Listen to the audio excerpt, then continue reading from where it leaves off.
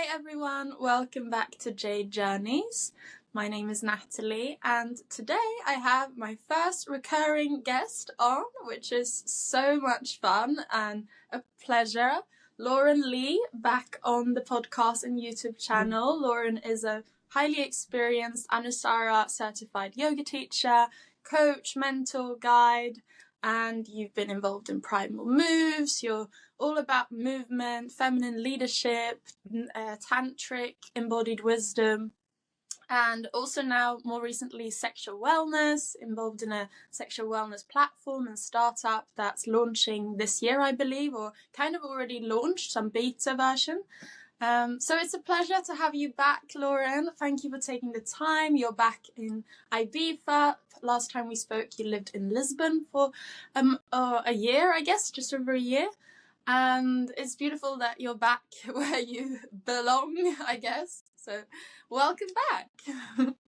Thank you so much, love. It's so good to be here and to touch base. And yeah, I'm just so excited, as always, to dive into all these juicy topics and conversations about love and life and spirituality and everything in between. So yeah, thanks for having me. Thank you. Yeah, I guess we can start off a bit with that because you have a program, a mentorship container launching quite soon, or it's launched, you can sign up, but it's this autumn after summer. And you already have some free workshop and live classes and events around these themes. So can't you tell us more about what this kind of feminine leadership journey is all about and how come you're creating it? You have a co-creator as well, so it feels like two powerful women are coming together to create this. Yeah, thank you. I mean, I guess if we want to pick up a little bit on kind of where we last left off, if anyone has listened or wants to go back and listen, but we touch upon a little bit of my kind of journey into yoga and then also what was happening for me and what was very live in my world last year. Yeah, I was in Lisbon, like you mentioned, and a part of Primal Moves, which was super exciting, amazing opportunity for growth and expansion and lots of deep learning along the way. And, that, as always, has kind of threaded really beautifully into this journey of the mentorship, standing more fully in myself within my own qualities of leadership. Because last year I was in this management role and cultivating and really sustaining a team of coaches and helping create the structures and, let's say, the roots of what will be, when the studio opens very soon, Primal Moves in Lisbon. So for me, that was it was a huge, it was a challenge. And it was also an amazing remembrance that I love leadership. I love kind of holding a team of really supporting others in a very kind of consistent way to keep growing and developing. And I've done this for years within, retreat settings and teacher trainings. But yeah, this was a whole new realm for me to be, in a city environment, helping create this amazing studio. Cultivating community in a place that was new to me. I mean, I of course knew Lisbon, but I haven't lived there before. So yeah, many different layers to that. And I really walked away from this last year with many revelations, but one of them was how we can basically express leadership in many different ways. But, this capacity to hold our feminine qualities within that aspect of leadership is something that was really interesting to me. And I was trying to put into practice.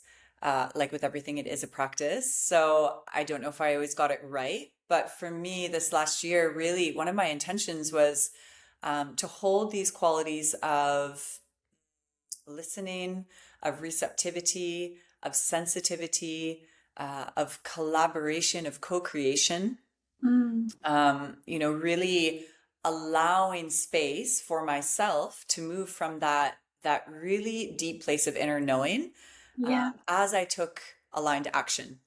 And then also creating the space for others to do the same. That was an amazing experience because, like I said, there were many kind of, let's say, growing pains and challenges and things that confronted me along the way. And also I found, wow, I'm really quite good in many ways at this leadership thing, and it comes very natural to me. So I feel Mm. like I was refining my relational skills within leadership, within this professional experience, in a way that I haven't been invited to by life before. Mm. So I guess that's kind of a little backstory on how this feminine women's mentorship container was birthed. A dear friend of mine, we were sitting together by the fire. It was January in Ibiza. I just come back from Lisbon a few weeks before, I think. Yeah. And, we were super cozy there and just exchanging life stories around what had basically gone down for the last couple of months for us. Yeah. And all of these themes are really present for both of us. She Mm. also has been in corporate and is a Kundalini yoga teacher and just an amazing woman on her path. We met 10 years ago in Bali and have Oh, shared wow. some beautiful, wild experiences, living all over the world together, traveling, teaching together. And then somehow we both ended up in these more, let's say, like positions of leadership and yeah, on more of a business aspect within our journeys these last years. So as we're there by the fire and we're kind of sharing and then it just kind of all came to us in one moment, like this really clear download that, oh my gosh, this would be an amazing offering to step into together. We're both Mm. super passionate about leadership. And, when I speak about leadership, it goes far beyond what we think of as professional leadership. Like for me, this quality of leadership is personally, it's creatively, it's Mm. the question around how do we stand in ourselves as sovereign, clear, aligned beings so that Mm. we can move forwards in a way which creates a really beautiful, impact, which brings deep change to the world, Mm. to ourselves first and foremost, and from there to everyone else that we get to cross paths with.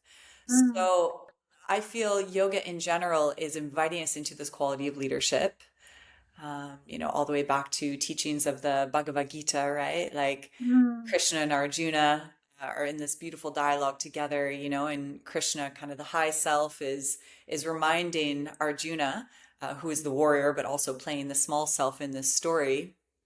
He's reminding him of his capacity to walk his path, essentially, Mm. to stand in his dharmic flow and to keep coming back to that, to be brave, to be courageous enough to stand in that quality of leadership or that warrior like energy. Mm.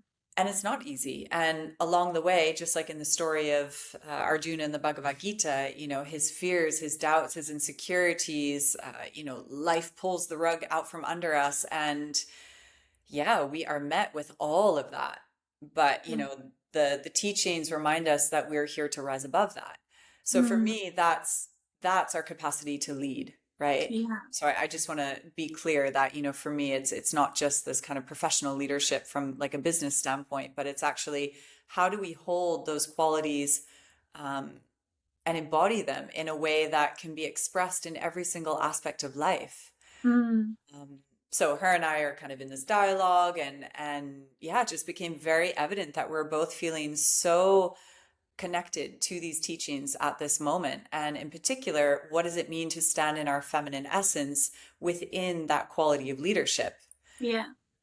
So yeah, we created this beautiful 4-month journey for women, which will kick off equinox, so in September, and Oh, will go cool. through until the winter solstice.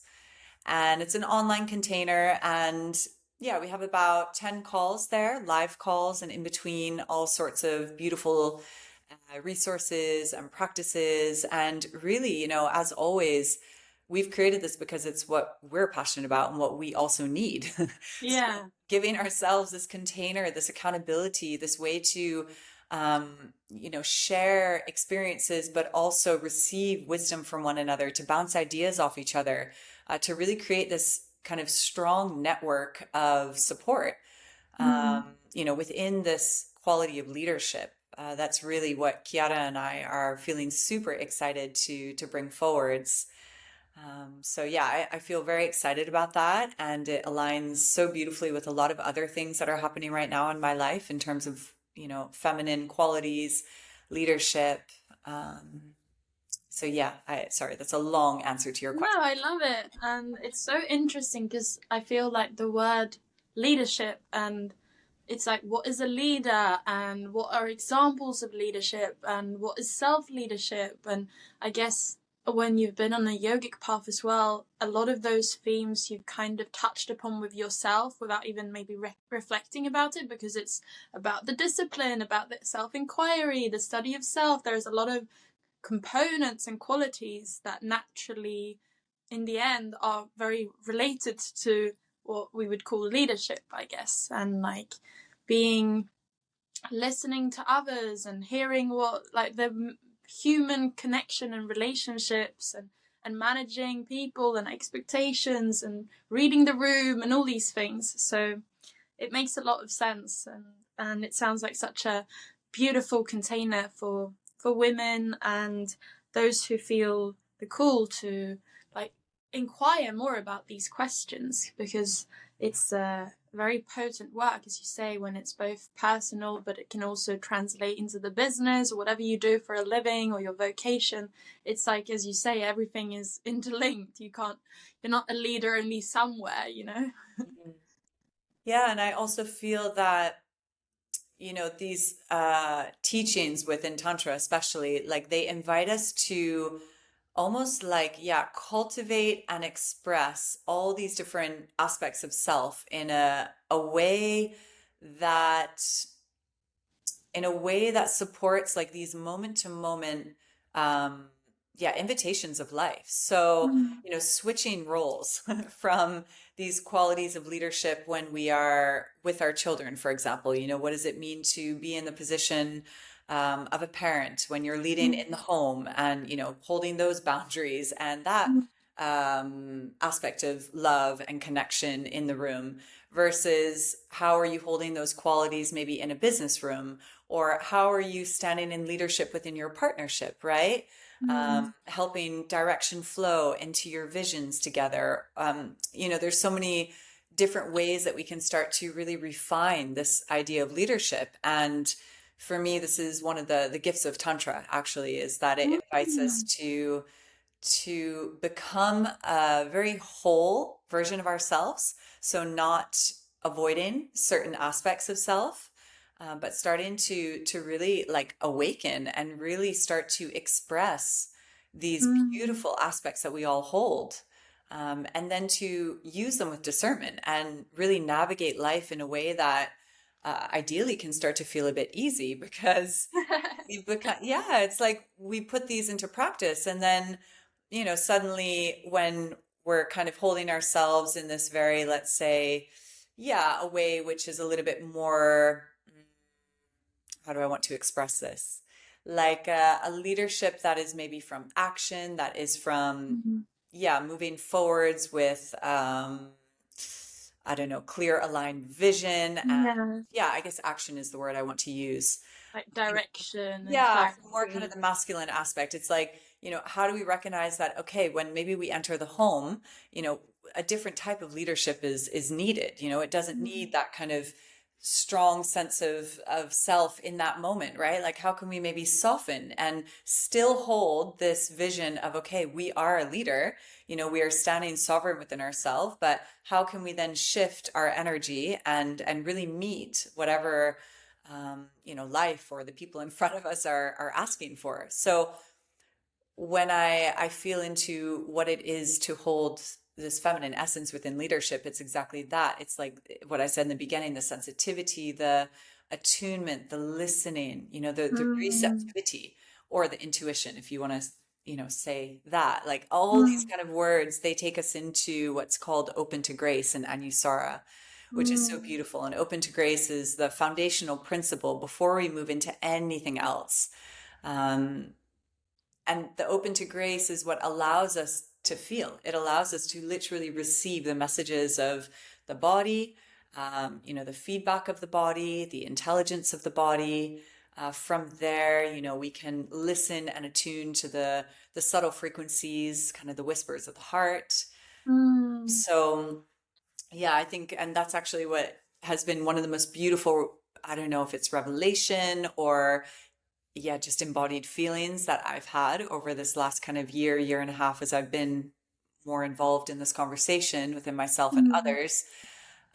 It all comes back to the body. And it's so Mm. simple. And I'm like, Yeah. "Ugh, okay, yeah, it's not from the mind. It's not from the head or the ego. I mean, of course, we need healthy ego and we need our minds to be Mm. sharp and awake and clear, but it's really about being in the body and how can Mm. we drop into this place that is safe to then feel, that is Mm. present enough to be connected to what is true, what is real in that moment. Because from there, it's like from the feeling, from that deep place of connection to self, to the body, then we can start to respond appropriately as opposed to react. So all of that to say, it's quite simple. Yeah.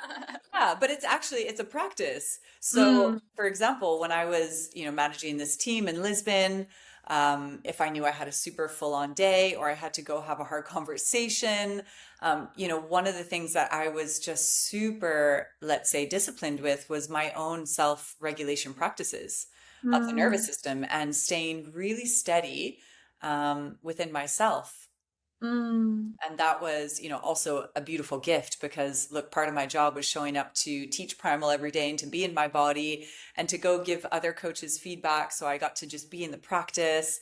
Yeah. And so, yeah, I also see that, amidst this challenge that life gifted me, I was also so beautifully equipped, as we always are, right, with the Mm. resources to actually really hold my center and hold myself. And so much of that at the end of this year, I realized I was like, wow, I felt so strong and so safe and so secure in my body, despite being Mm. in a city where I didn't feel good, Yeah. despite being in a position that maybe was not fully aligned with me, Mm. despite being away from family and loved ones here in Ibiza. I was like, okay, Mm. but I can do this.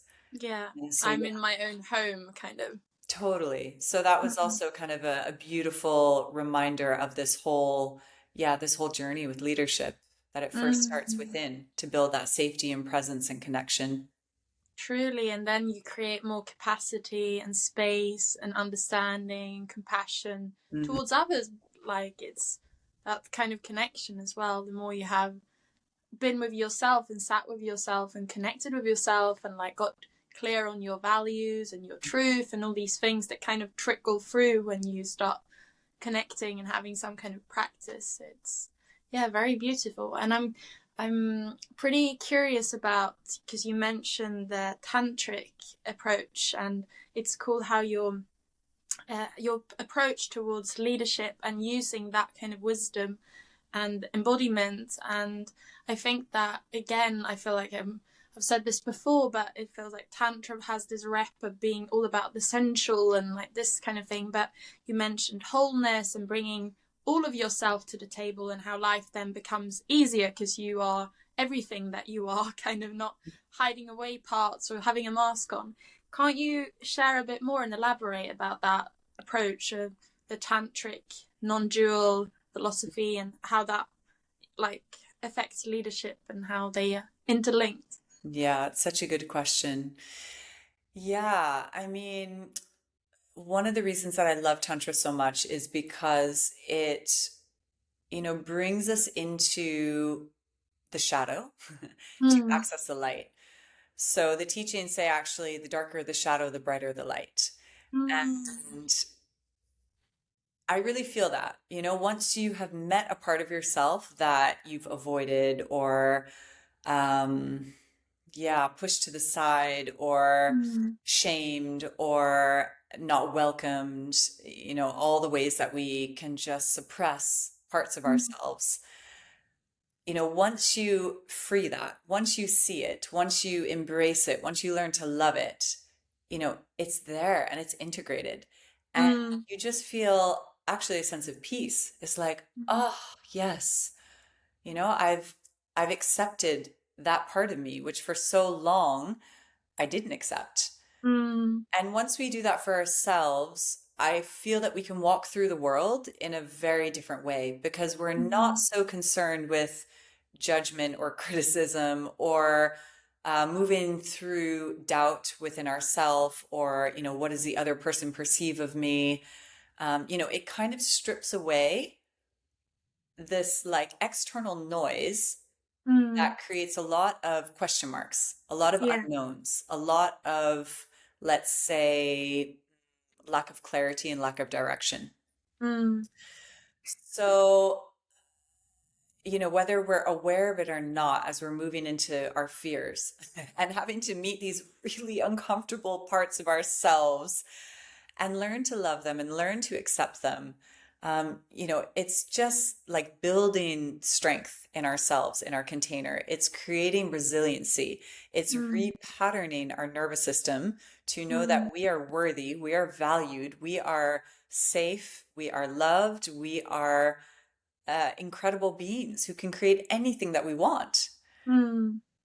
So I don't know if, the tantric teachings, like the shadow work, it's always so obvious in that moment. Usually when you're in it, Yeah. it's not.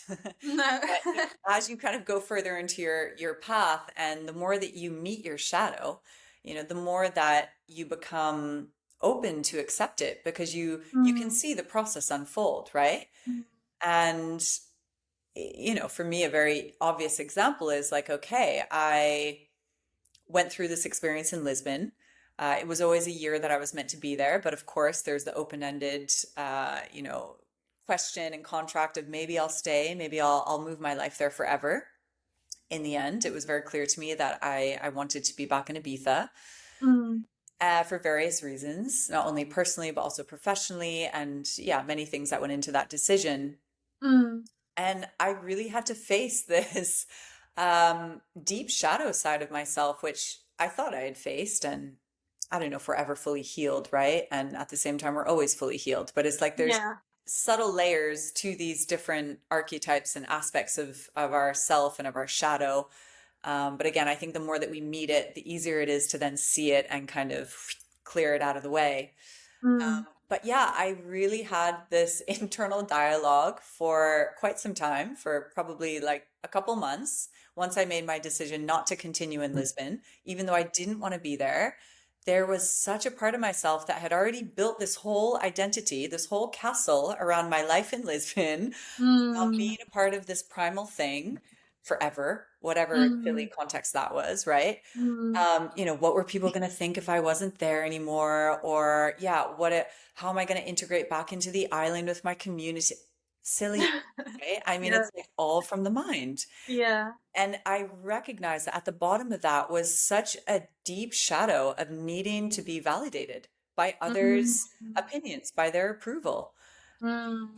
So again, like, wow, how many times do we have to meet these shadows? Like many Yeah. times.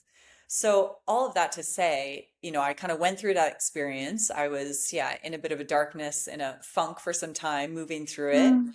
And, now I can say I'm definitely on the other side of that, feeling much more, well, there's new stuff to look at, but like, Yeah. a light side of that whole validation stuff. And like, wow, I just feel complete peace. I feel so Mm. much ease within myself, within my decisions. I feel so clear in who I am. Mm. I'm really like here on the island. I mean, we spoke about this earlier off camera of, when we come back to a place that is familiar to us and it becomes Mm. this anchor point, yet we have changed and grown so much from when we were last in that place Mm. that you're almost like a newborn. You're like, wow, okay, but who am I now? And you feel your Yeah. whole kind of identity shifting, even Mm. though it's a bit tricky for the psyche to understand it, because wait, but it's so familiar. And these are the people I was with before, and this is the cafe I went to, and Mm. that I know. But then suddenly we've grown so much on the inside. So Mm. I got off on a little tangent there, but I guess my point being, these moments are so beautiful because they anchor us back actually into who and what we are. They Mm. bring us so deeply into the self, in sometimes a very uncomfortable way. But the other side of that is such an ease and a freedom, and Mm. yeah, and it's almost, now I can laugh a little bit because it's like, okay, I just look back at myself. Oh, I just want to hug myself 6 months ago, Mm. 12 months ago. Like, why did you put yourself through that? Mm. And at the same time, I had to go through it. Yeah. That's what it means to go through your shadow. If I didn't, then maybe I wouldn't be here today speaking to you about this, and I'd still be caught up in some other story or living Mm. with a veil, right? Like living without really seeing the full truth and knowing myself this deeply. So yeah, Tantra invites us to continually meet those aspects of self, which can be uncomfortable. Mm. And on the other side of that, Tantra is like the full spectrum. So it also invites us to be in the celebration, to be with the pleasure, to be with all the beautiful, juicy aspects of self and of life. So it's, Mm. the non dual lineage is saying, well, it's not one or the other, right? Yeah. You get to be everything. Mm. You don't need to choose. Nothing is good or bad. Nothing is positive or negative. Like it's just experience. And Mm. how can you be fully present with that experience so that you can almost like drink up all the kind of nutrients or kind of the Yeah. the nectar of that experience, which is the teachings, or what they say in the Sanskrit and kind of yoga path is the anugraha. This is Mm. like the revelation, this is the aha, this is why I Mm. went through this experience. So Mm. Tantra says, dive in, Yeah. wholeheartedly commit to it, be present with it, and, lean into the edges that might feel a little bit uncomfortable, and Mm. build the resiliency within yourself and your container, Mm. and move skillfully from there. Mm. So Tantra is literally inviting us to engage with life. It's inviting Yeah. us to be in the body, to be with our senses, to be in relationship to self, to other, to the world, to our dharmic path in a very Mm. different way that some, classical teachings would say, well, actually the body and the senses, they're there as a gateway of suffering. Mm. And Tantra says the opposite. It says actually every single aspect of yourself, including the body and your senses, and this material prakriti life, this beautiful world that we are surrounded by, this material experience, is an Mm. opportunity to meet God or to be Mm. with the sacred, to find the divine, even within those moments that feel really contracted or confronting or challenging, and Mm. within the moments that feel super expansive and exciting and blissful. Mm. So when I think about, how does all this translate to leadership? Well, I think the more that we know ourselves and the more that we um, build this sense of relationship to self, meaning we go through shadow, we, cultivate our qualities of, let's say, our humanness, Mm. so that we are, moving consciously and not projecting all of our shit on other people. The more that we can do that, it's like the more we can also hold space for others to do that. And the more Mm. that we can, build healthy relationships, because Mm. that's one of the gifts of, let's say, healing or, working with our shadow, overcoming trauma, repatterning the nervous system, Mm. all of these, really foundational aspects of developing yourself and Yeah. building a healthy relationship to self is literally to create a healthy relationship to everything else around you. Mm. So I don't really know if we can think about leadership without doing that work. Yeah. And it's so obvious, right? But I don't know, Mm. after this previous year, I didn't really correlate the two so much, right? It was Yeah. like, okay, of course, I'm a yoga teacher. I am leading, I'm building community in some way. But I guess it was a different like flavor of leadership that I started to unpack for myself over the last year. Mm.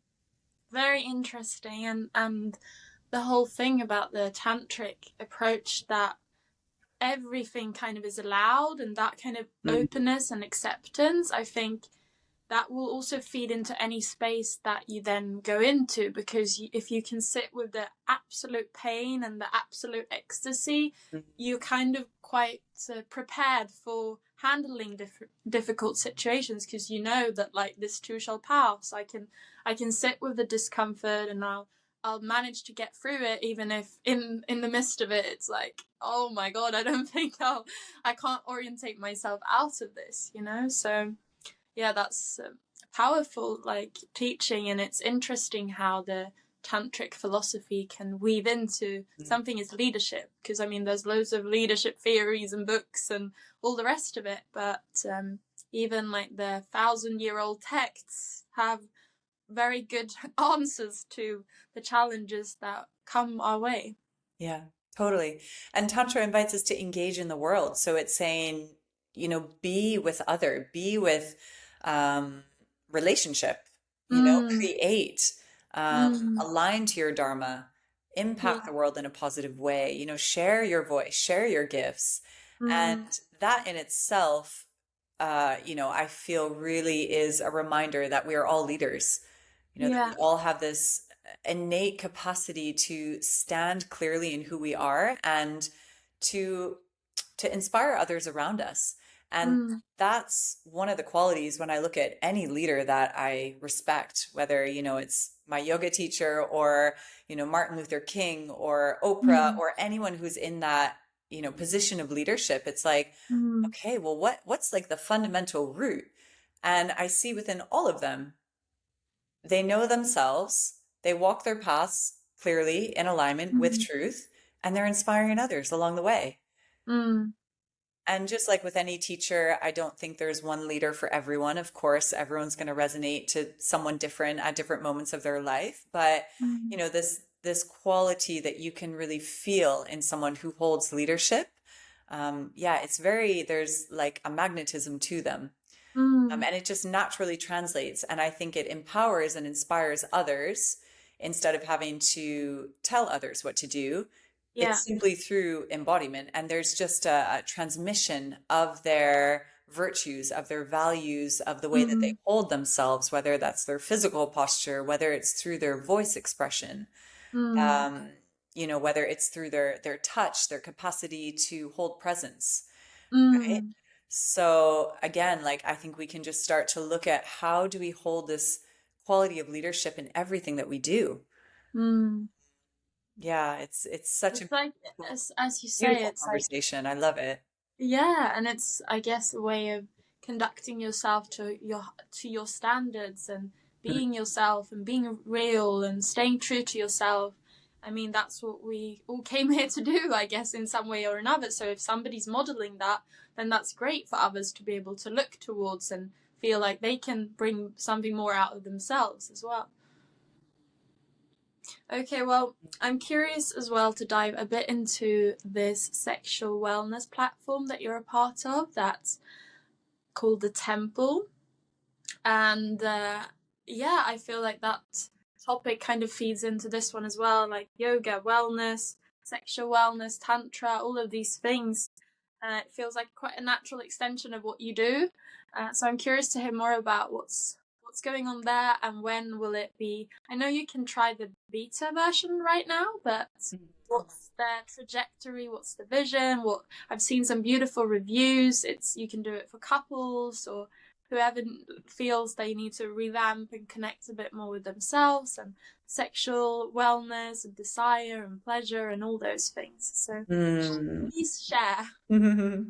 Yeah, so Temple is a beautiful project that I'm involved in, and actually the founders are from Sweden, Mm, really beautiful couple. And again, they have started something and invited me to be a part of it. But they've started something that they needed as a couple.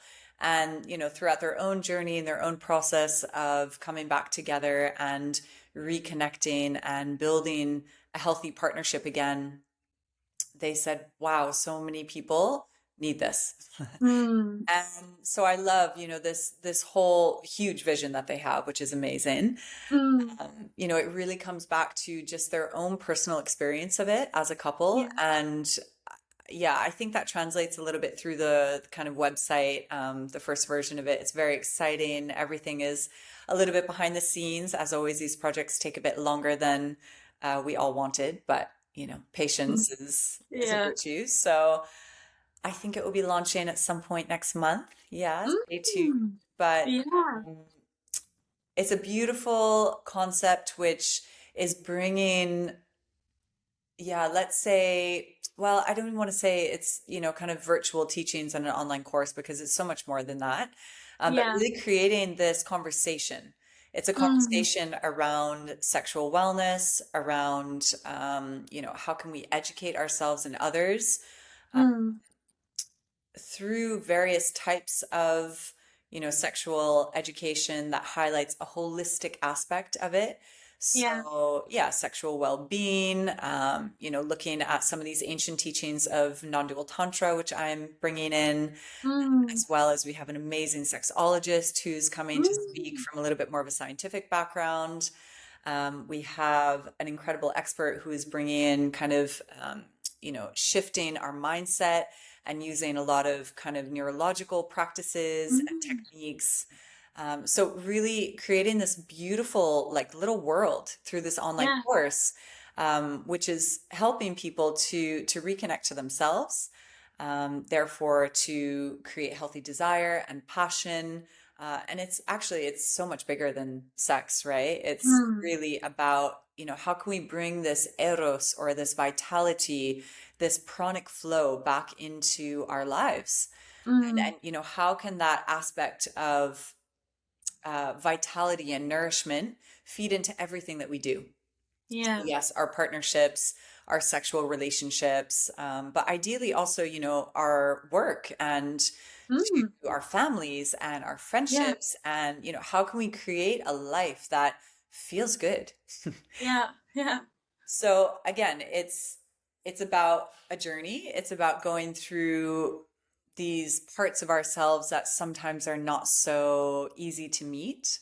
Mm. But the way that Temple has really structured this course, it's super accessible, Mm. which I feel super excited and humbled and proud to be a part of it, because they've just done such a beautiful job at taking some very kind of high level teachings and Yeah. bringing them in a very, yeah, accessible, that's the best word for it, Yeah. accessible way.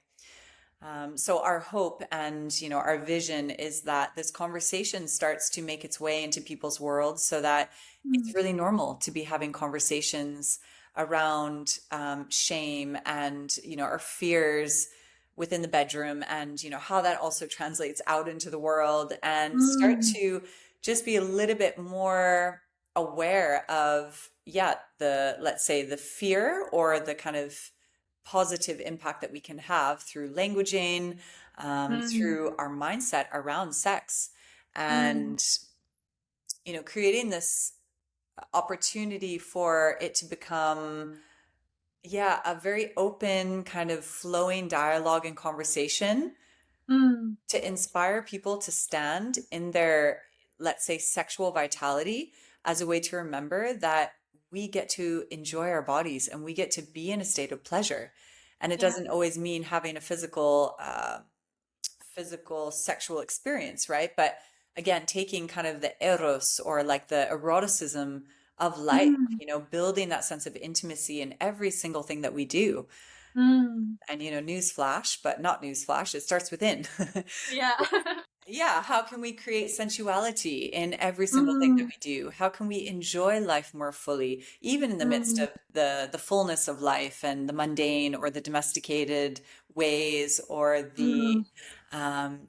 yeah, sometimes the things that we really don't enjoy doing. It's like, how Yeah. can we shift our mindset? How can we shift these little rituals, routines, practices, to really create this sense of nourishment? Because when we look actually from a yogic perspective at the second chakra, which governs our sexual well-being and fertility and also our creativity, Mm. the second chakra is so much around nourishment, around Mm. creating that healthy sense of receiving. Mm. So I really feel that, when we cultivate this capacity to feel more comfortable with ourselves, with sensuality, with nourishment, with, yeah, enjoying life and Mm. not approaching life from this place of pressure or expectation, or, yeah, from the mind of needing to do. And instead it's like, wow, how can we slow right down? How can we Yeah. create space? How can we remember that we are here on this planet to be in our bodies, to be with the beauty of nature, the beauty of life, the beauty of whatever it is that brings us beauty, Mm. in very simple ways. So I feel that this course it's really a deep dive into, recalibrating your whole existence and creating Mm, some beautiful structures in a very practical way day to day that take you further into this journey of discovering the self and creating specifically ways to build that intimacy, mm, confidence, clarity in what you want, what you don't want. mm. Yeah, just feeling into who am I and what do I need? Yeah. And learning to maybe bring some healthy conversation and also like how to relate and how to create healthy communication habits Mm, so that you can actually translate that to a partner. yeah. The expression as well. Yeah. Yeah, so it's kind of a big, beautiful concept. And, as always, let's see how these things evolve because we've basically done the first course and that's what you've seen on the website. And we're excited to Mm, launch that as the foundational course at Temple. mm, And it's so good and so juicy. And as I was kind of watching back a lot of the videos, I was watching the other two experts. I was like, God, this is material that I wish I had when I was 18, actually. For yeah. me, this is like a foundational way of relating to ourselves, to others, and to life through a really healthy and empowered approach to sexuality. Yeah. Not from fear, not from shame, but actually bringing to light some of these very innate and natural ways of Mm, being with ourselves and being in life, which is enjoying pleasure and mm, experiencing the fullness of who and what we are. mm. Slowing down and being open, and yeah, it's so intertwined. It's funny when you start thinking more about it. Like, of course, this should be part of the conversation, and of course, like a marriage that's been 20 years and you haven't spoken properly to each other for some time or been present with each other, or of course, like that will correspond into what happens in the bedroom. It's like everything. Yeah, it starts within, as you said. Yeah. So, I mean, let's see. I already have a million ideas of how it could go in terms of, okay, this is another continued education course and we can do retreats and let's see. Mm, It's kind of an ever evolving universe, but we're very excited about the first foundation kind of level of it. So let's yeah. see. Watch this space. Yeah, I love it. One thing that I was curious about, and we kind of touched upon it a bit, is like if you're a person that you're into already some kind of spiritual practice or personal development, or you're committing to yoga or meditation, I feel it's easy to come into a place of striving for some kind of perfection, or coming from a place of, oh, I need to improve, or I'm not good enough, or it's like easy to spiral it into becoming almost too serious, or that you're like a project to fix or something like that. What's your approach to like having discipline and being devoted to your growth and evolving and like checking in with yourself, but with some kind of lightness to it, and also not that becoming your whole life or existence?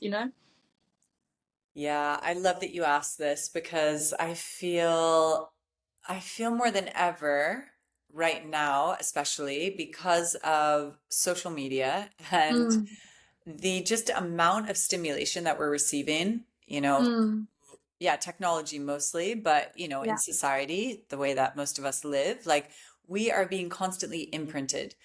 Mm, And it's almost like we've taken some of these old versions of patriarchal uh, yeah. yeah, aspects of the ideal woman, right? Or Mm, that Barbie Disney version that I think you and I probably grew up with, and it's almost like it's just kind of flipped itself now into like the spiritual awake woman and this ridiculous, um, yeah, sense of perfection that I mm, feel is really imprinted on so many of us through social media, especially. mm, Um, and yeah, through culture in general. And I mean, wow, I feel like it's a lot and it's hard to yeah. avoid it, even when you do know yourself so well. And, you know, you can relax around a lot of these kind of external judgments and, things around validation. Like, okay, at the end of the day, we're all humans. So we Mm, are receiving that energetically every time that we open our social media. Not everyone, mm, if you're not following any wellness people, but if you're like yeah. you and I, and this is our world, because Mm, of our dharma and we're passionate about it, I mean, you can't mm, help but sometimes start to go on, and then the judgment and the comparison kicks in, and it's like, oh my God, I'm not doing enough, and oh, here mm, I am again moving through this shitty moment, and I can't believe I haven't healed that, or I've attracted that yeah. partner again. And it's so easy to judge ourselves. Mm, And one thing I will say to this is that I think the older we get, kind of in the most beautiful, loving way, the less fucks we give about anything. yeah. That's really clear to me. I'm 38 this year, and yeah, it's like what was important to me, 5, 10, 15 years ago, suddenly those things that I thought were such a big deal at that time, and I can remember the little like dramas that were just such a big deal. Mm, Even if I didn't act upon them internally, it was a swirling dialogue, right? For so yeah. long of, the rejection because that one didn't call me back, or I didn't get invited to this, or, just these. Yeah. I mean, we have to just love ourselves and hold ourselves with compassion. But yeah, there is also like a part of that naturally I think falls away over time if you're doing Mm, healthy work on yourself. That mm, okay, we soften the edges, and we realize that there is no state of perfection.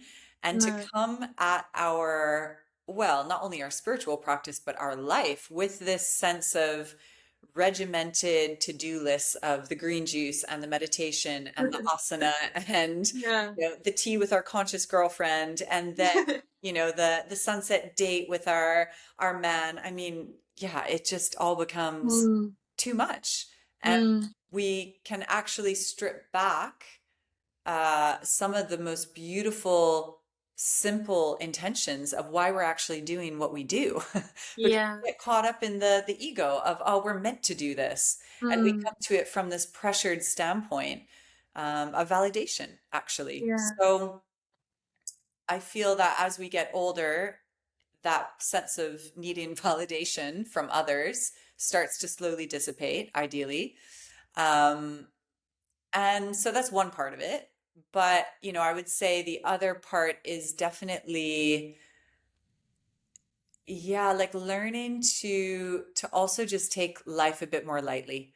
Yeah. And yeah, to just not get caught up in things that at the end of the day, it's like it's such a small grain of salt. Mm, It's also a fine balance between um being really responsible for mm, yourself and your actions and life and your circumstances and what's taking place. So again, not to avoid it, not to like mm, tuck away the shadow or some part of ourself or some experience that actually, really needs our presence and our devotion to transform it and to move through it. yeah.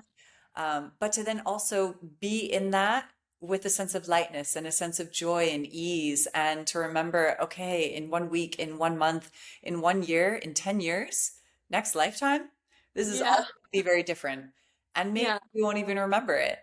Mm, And so yeah, I think again, like age shows us that because we can start to look back at moments when we've already gone through that and we come out mm, the other side.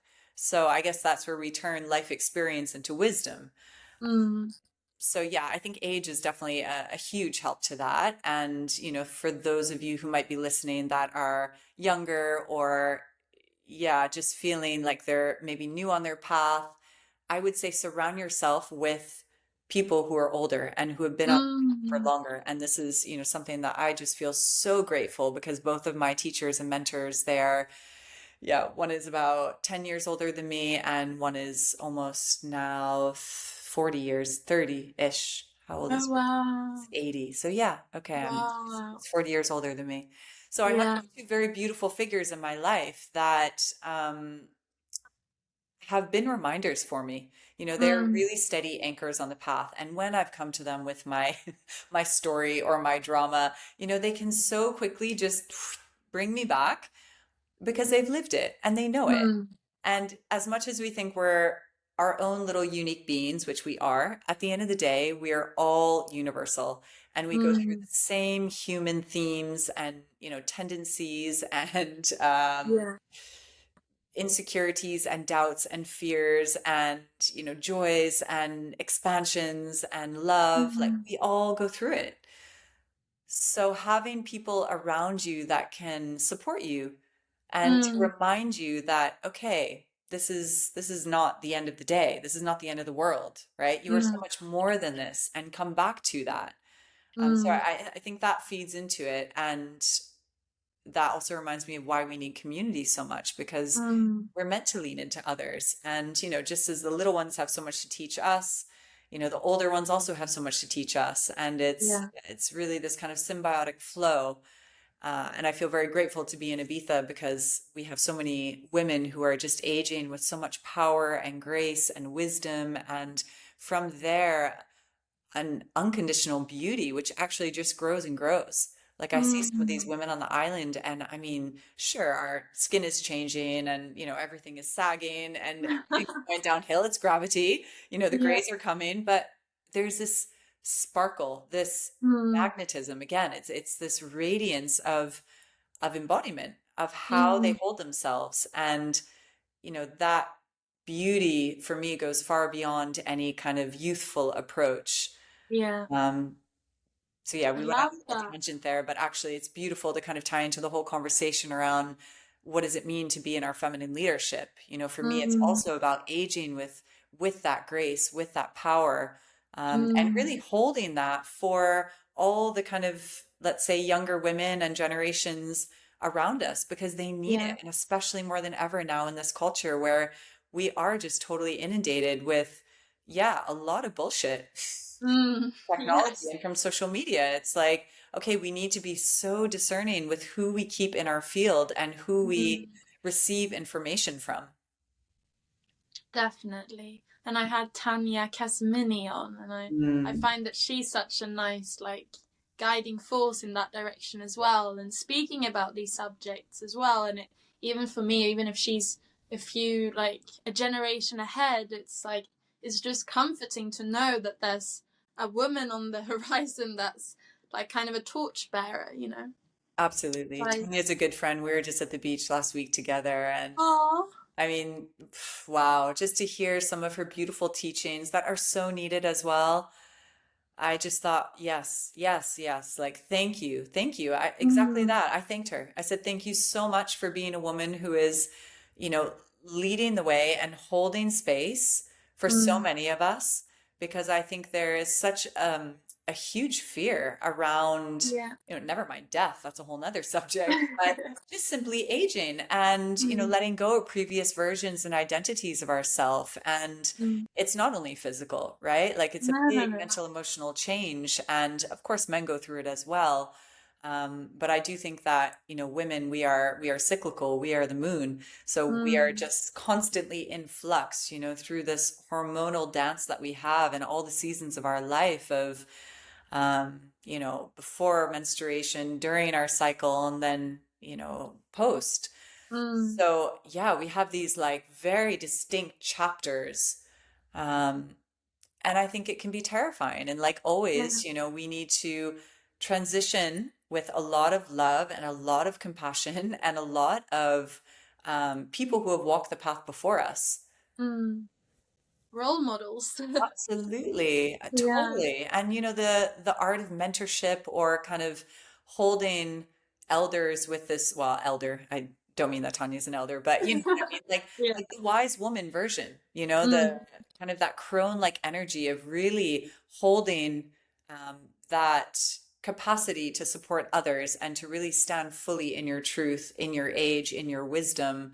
mm, I think that is kind of um, a lost gift and like yeah. lost art actually with Yeah. kind of our modern Western world, because people are so afraid of aging. So Mm, everyone's trying to stay youthful, and what that does for the psyche, right? Like if we try and mm, alter ourselves on a physical approach because we're terrified to age, imagine what signal that's sending to our bodies and to our emotional Mm. capacity to age into that wisdom, and our mental state to develop, and yet kind of like recalibrate our whole system to say, wait a minute, I'm being invited by life naturally into Yeah. this next version of myself. This is my power. How can I Mm. harness my power? Mm. And that is one of the deepest questions I think any leader should ever ask. It's like, how do I harness my power in a way which is of greatest good and impact for myself and the world around? Mm.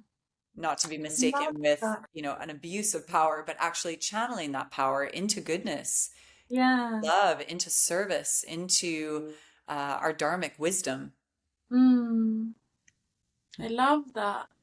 And you touched upon that with the cyclical nature, and I've realized also speaking to women that are a bit older than me, or just in general, that the more you've lived, the more cycles you've seen, and the more you can kind of see a cycle with a bit more perspective, if even if it's a challenging one, because you know that like this is just how life flows naturally, and like Earth is cyclical. We are, as women, extremely cyclical. We have the moon and all the things, and I think that like yeah, you have these death and rebirth. It just happens like spiraling. But I'm curious what your take is, because like my experience is that when you live in nature and very close to the nature, and like whether that's in Ibiza or in a tropical place, or I find it easier to kind of be reminded of the cycles, whilst when you're more present in a city or in the modern world or in the Western world, that it's easy to disconnect from that knowing, and kind of yeah, that kind of disconnects you then a bit from the whole like flow of life, because you might get stuck in this like not rat race, but like the more ding ding ding, constant energy, constant everything.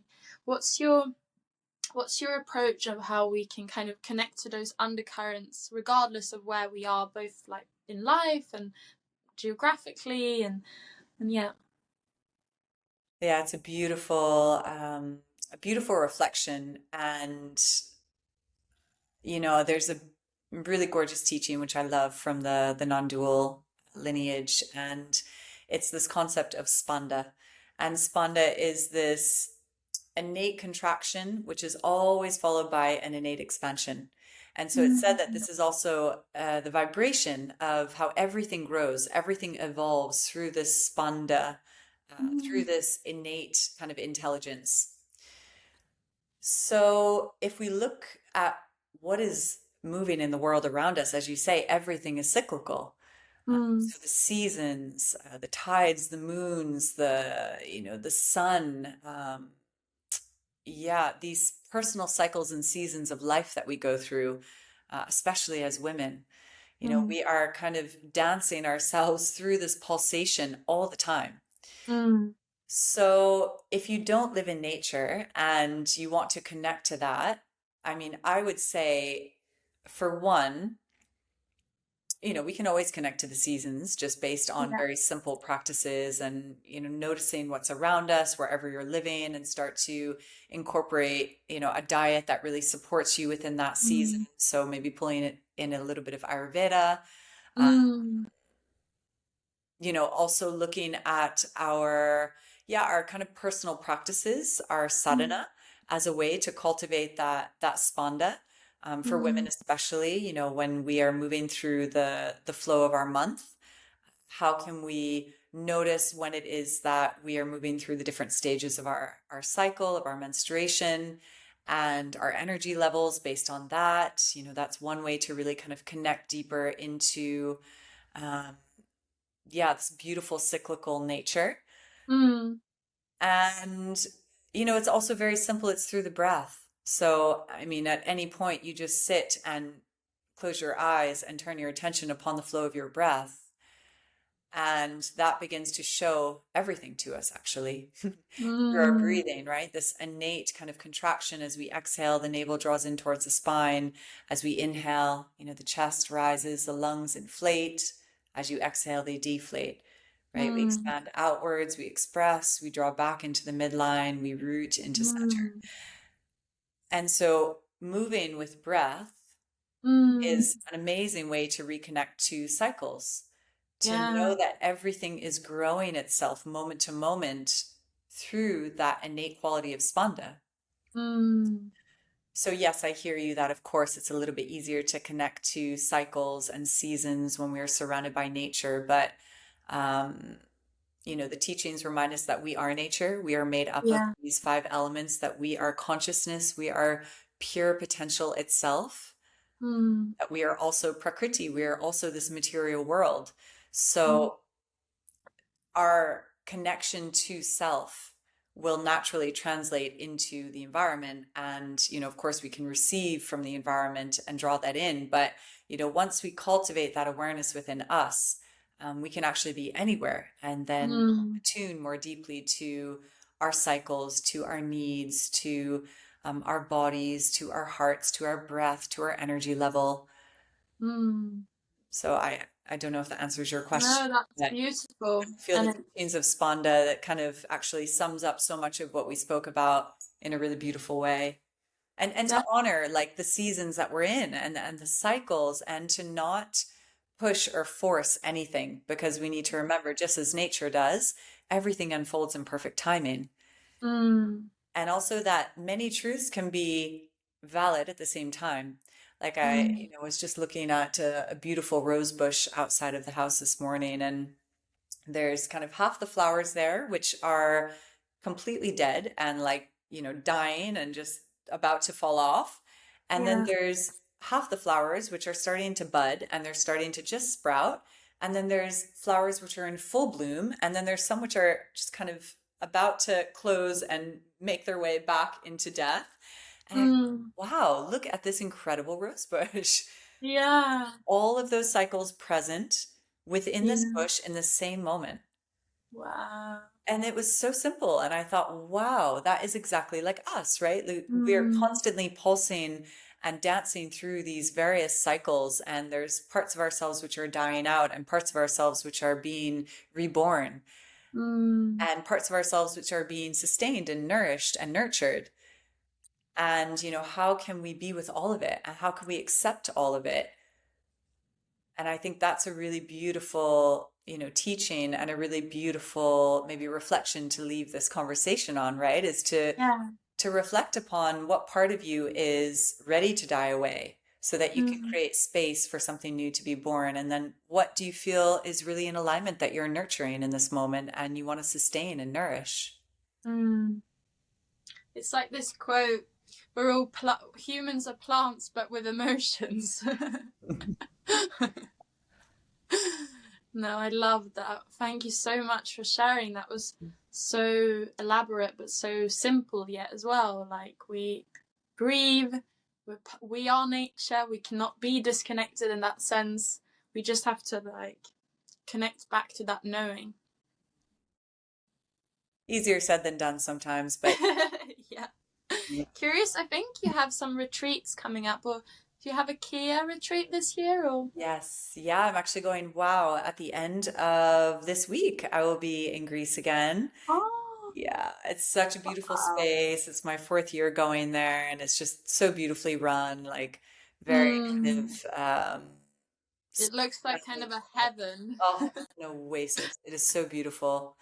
Yeah, so I'm looking forward to being there, and it's a kind of deep dive into tantra and embodiment, and yeah, just nourishing ourselves with amazing food and being on a private cove in Greece, Wow. practicing daily. So yeah, I'm looking forward to that. Retreats are always so special. Mm. Then I have some things coming up in Ibiza, which are focused more on nervous system, kind of regulation and rebalancing, and creating a lot of space and yeah, sweetness in our practice. These are very intimate, curated retreats, which is great. I am collaborating with a dear friend of mine here, Chara Yoga Retreats. So shout out to them for hosting. Yeah, we can link all the details below as well. And I know you also have a YouTube channel with some really nice classes, and we'll link all the details to Thank you. everything we've covered, like the mentorship and some of the upcoming you have the don't you have a few webinars or like workshops or Yeah. master classes left as well before the mentorship? Yes, we do. We have some free master classes. So yeah, that'd be amazing if you want to put the link to that. Yeah. So the women's mentorship begins in September, but for the next 2 months, we'll do some free online offerings, which is just a really great way to jump in on these conversations and get to know Mm. Kiara and I, and yeah, have a little kind of taste test of what the mentorship will move further into. Mm. I love that. Yeah, I'll stay tuned as well. Maybe I can make some of them. Be please. nice. Well, I'm seeing that we've been here for almost an hour. I know we both have moving processes on the way, so but it was so nice to connect back with you, Lauren, and absolute pleasure to have you here on the channel again. And as I said before the recording, I hope next time I'll be there in person, probably in Ibiza or somewhere else, and we can catch up that way as well. But I hope you have a beautiful Ibiza season. I appreciate it's kind of bubbling towards the high season and more hectic months, both for you professionally and maybe even personally, with retreats, offerings going on. But yeah, it's so nice as always to connect and speak to you. Yes, thank you so much. It's so beautiful in the midst of, yeah, this very full day, as I know you're also in the midst of moving and things happening, but to drop into these conversations again, it's just uh so resonant for me as well, and really just brings me back into the teachings and into all these beautiful reminders that yeah, give us life actually, they help us Yeah. feel alive again. So thank you for creating the space. Thank you for having me back. And I can't wait to meet in person. Come to Ibiza No, not soon. me either. Yeah. I'm trying to be there sooner rather than later. Thank you everyone for listening, and yeah, we'll link all the details to Lauren so you can follow her on Instagram, and you have your website and all the things so you won't miss out on what's coming and the offerings, and check out the temple and stay tuned there as well. And yeah, a pleasure as always. Thank you everyone, sending you so much love and blessings. Mwah! Bye, love.